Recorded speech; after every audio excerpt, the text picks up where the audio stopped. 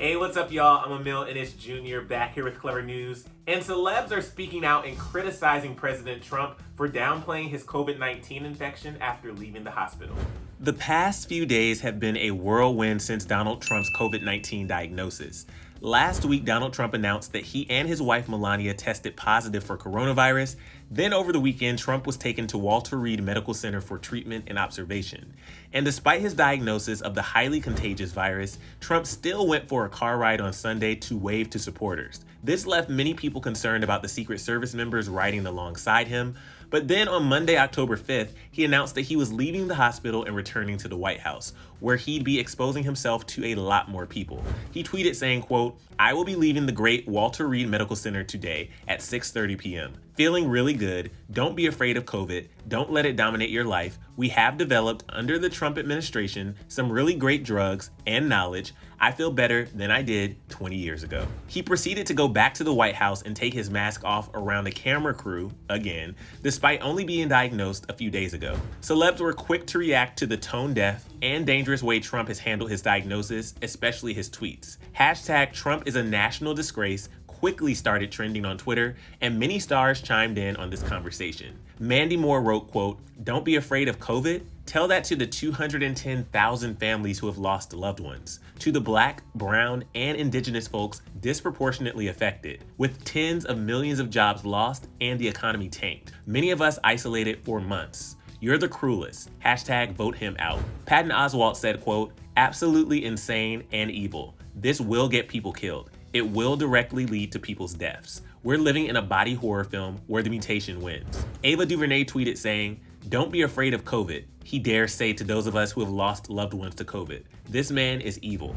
Colin Hanks, whose father Tom Hanks had COVID, wrote, "Today, while on a cocktail of drugs, he has told people not to be afraid of COVID, while also calling for an army for Trump to fight for him at polling stations. This is not all right. This is not normal. This is not healthy. This is so incredibly dangerous." And Captain America himself, Chris Evans, tweeted, "Don't be afraid of COVID. You've been under round-the-clock care by the best doctors using the best drugs. Do you really think everyone has access to that? Sadly, I'm sure you're aware of that disparity. You just don't care. This is reckless to a shocking degree, even for you."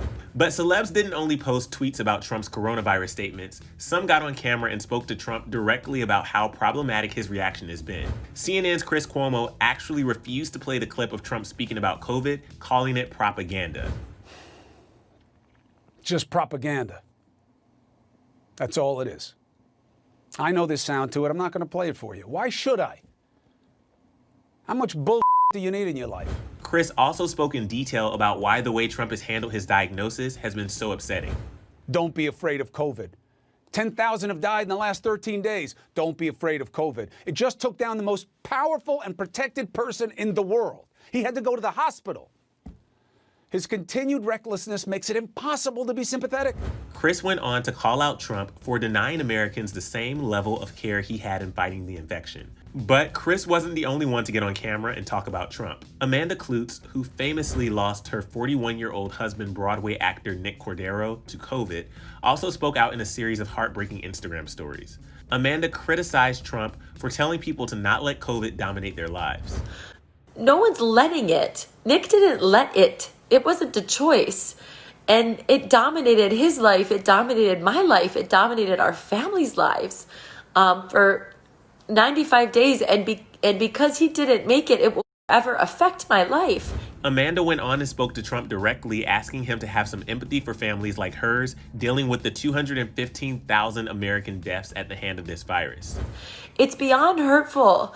And have some empathy. Why are you bragging? Have empathy to the Americans that you are our leader. Have some empathy to the people who are suffering and grieving. Since all of these celebrities have been calling out Donald Trump, Facebook actually removed a false post from Trump where he said that the flu is deadlier than COVID.